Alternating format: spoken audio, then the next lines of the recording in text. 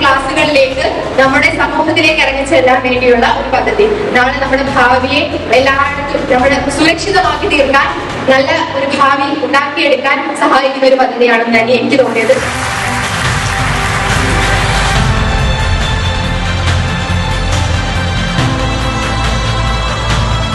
നമ്മൾ ഫസ്റ്റ് കൊണ്ടുവരാൻ തുടങ്ങി, പിന്നെ കൊല്ലമാവും, പിന്നെ കേരളമാവും, പിന്നെ ഇന്ത്യയാവും. അപ്പോൾ ഗ്ലോബലി തന്നെ നമ്മളെല്ലാവരും നല്ലൊരു ലെവലിൽ എത്തണം.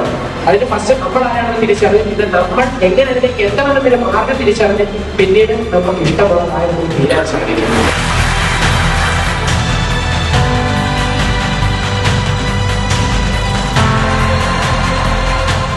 എപ്പോഴും വിദ്യാഭ്യാസം മാത്രമല്ല, നമ്മുടെ ചില മൂല്യങ്ങളും നമ്മൾക്ക് സമൂഹത്തോട് ചില ധാർമ്മികതയും ഒക്കെ ആവശ്യമാണ്. അപ്പൊ വെറും വിദ്യാഭ്യാസമോ എക്സാമോ മാത്രം കണ്ടക്ട് ചെയ്യുന്ന ഒരു രീതിയിലല്ല, അത് മാത്രം നമ്മെ പഠിപ്പിക്കുന്ന ഒരു രീതിയിലല്ല ഈ പ്രോഗ്രാമിനെ കണ്ടക്ട് ചെയ്തിരിക്കുന്നത്.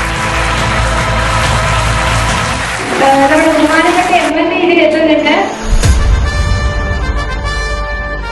ഈ ഒരു പ്രോഗ്രാമിലേക്ക് അദ്ദേഹത്തെ കൃത്യമായി സ്വാഗതം ചെയ്യുന്നു.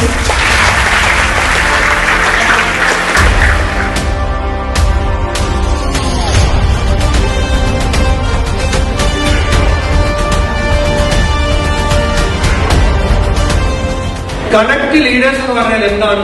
ഓരോ കുട്ടിയിലും ഓരോ കഴിവുകളും. കുട്ടിയുടെ കുഴപ്പമല്ല, കഴിവ് കണ്ടുപിടിക്കുന്നതിൽ നമ്മൾ പരാജയപ്പെടുന്നിടത്താണ്. നമ്മളെന്ന് പറയുന്നത് ആരാ? അധ്യാപകര്, രക്ഷകർത്താക്കള്, ഈ പറഞ്ഞ ഇതൊക്കെ ചെയ്യേണ്ട ഉത്തരവാദിത്വം ജനങ്ങൾ വോട്ട് ചെയ്ത് ഏൽപ്പിച്ചിരിക്കുന്ന ജനപ്രതിനിധികളായ ഞങ്ങളെ പോലുള്ള ആളുകൾ. കുട്ടികള് ഇങ്ങനെ അവസരങ്ങൾ ഉണ്ടാക്കിക്കൊണ്ട്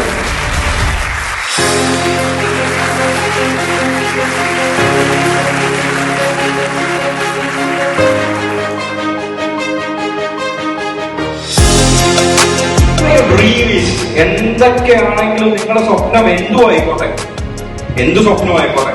right now I am an entrepreneur. എനിക്ക് ഓൺട്രപ്രണർ ആവാനായിരുന്നു. ഞാൻ എന്റെ ചെറുപ്പകാലത്ത് എന്റെ അച്ഛൻ ഇതേപോലെ ഒരു സാധാരണക്കാരൻ. അച്ഛന് ഒരു പെട്ടിക്കട ഉണ്ടായിരുന്നു. പെട്ടിക്കട കണ്ടിട്ടില്ലേ? പെട്ടിക്കട ഉണ്ട്. അച്ഛനും ഒരു ഓൺട്രപ്രണർ ആയിരുന്നു. ഈ പറഞ്ഞ പോലെ പെട്ടിക്കടയൊക്കെ അടിപൊളിയായിട്ട് നടത്തി അയാൾ ഒരു ഓൺട്രപ്രണർ തന്നെയാണ്.